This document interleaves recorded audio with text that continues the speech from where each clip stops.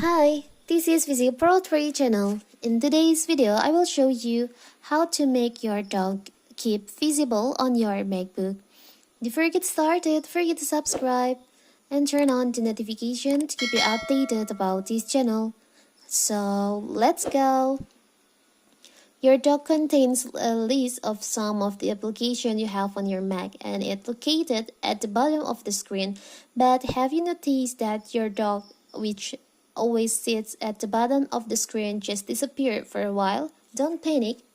In this video, I will show you how to keep your dock stay or keep visible on your screen. You can open your system preferences. And now, you can just go to dock and menu bar settings, and here click on dock and menu bar. On dock and menu bar section, you'll find there is an option automatically hide and show the dock. You can just remove the checklist on here. So now, as you can see, your dock on your MacBook always stays on the bottom, at the bottom of your screen.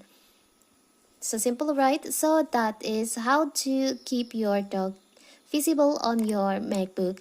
Don't forget to like and subscribe and turn on the notification to keep you updated about this channel.